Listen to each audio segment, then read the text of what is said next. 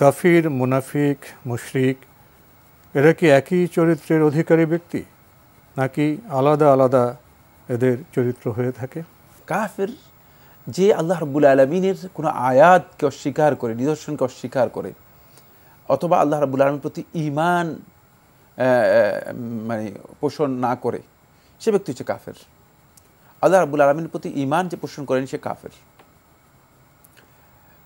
আল্লাহ রাব্বুল আলামিন আয়াতগুলিকে অস্বীকার করেছে সে কাফের। অথবা আল্লাহ সুবহানাহু ওয়া তাআলার পক্ষ থেকে যেই কোনো ধরনের বিধান দেয়া হয়েছে যেগুলো সে জেনেছে, অস্বীকার করেছে অথবা অমান্য করেছে, সে কাফের। এই হচ্ছে কাফের পরিচয়। মুশরিক এই ব্যক্তি মুমিনও হতে পারে। যে ব্যক্তি শিরক করে, অর্থাৎ আল্লাহ রাব্বুল আলামিনের কোনো হক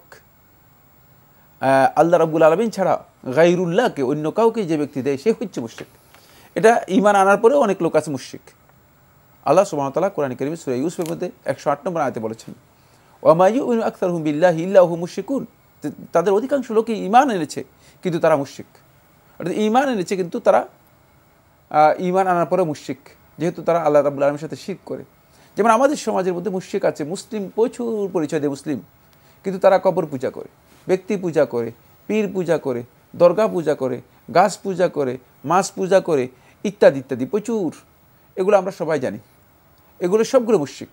এরা যদিও নিজেদেরকে মুসলিম পরিচয় দিচ্ছে, সুতরাং মুশরিক এটা আলাদা বিষয়। মুনাফিক এই ব্যক্তি প্রকাশ্যে ইসলামের কথা ঘোষণা করে কিন্তু অন্তরে কুফরি লালন করে। এটা হলো মৌলিক কথা, কিন্তু এর আবার ভিন্ন আলোচনা রয়েছে, এর 6 প্রকার আলোচনা রয়েছে, দীর্ঘ বক্তব্য রয়েছে। যাই হোক, আমরা অতটুকু গেলাম না। মানে প্রকাশ্যে আসে বলে যে আমান্না বিল্লাহি ওয়াল ইয়াউমিল আখির, যে আমরা আল্লাহ এবং আখিরাতের প্রতি ঈমান এনেছি, কিন্তু আল্লাহ তাআলা বলছে ওয়া মা হুম বিমুমিনিন, এরা মুমিন না, এরা মিথ্যুক, এরা মিথ্যা বলছে। অর্থাৎ অন্তরের যে বক্তব্য, ভিতরের যেই মানে অবস্থান, সেই অবস্থানের সাথে জাহির বাহ্যিক যে অবস্থান আছে এর কোনো মিল নেই, বৈসাদৃশ্য মিল নেই। এটা হচ্ছে মুনাফিক। তারপরে শব্দ লাস্ট ওয়ান কি বলছে? উনি কাফির, মুনাফিক, মুশরিক, এই তিনটা বলে দিয়েছি, জি। আপনার বাকি প্রশ্নের জবাব প্রিয় দর্শক আমরা অন্য কোনো সময়ে দেওয়ার চেষ্টা করব। আমাদের হাতে একটি চিঠি পাঠিয়েছেন কাউসার আলী, বনানী, ঢাকা থেকে। লিখেছেন, আপনাদের ইসলাম প্রচার দীর্ঘজীবী হোক, এটাই কামনা করি।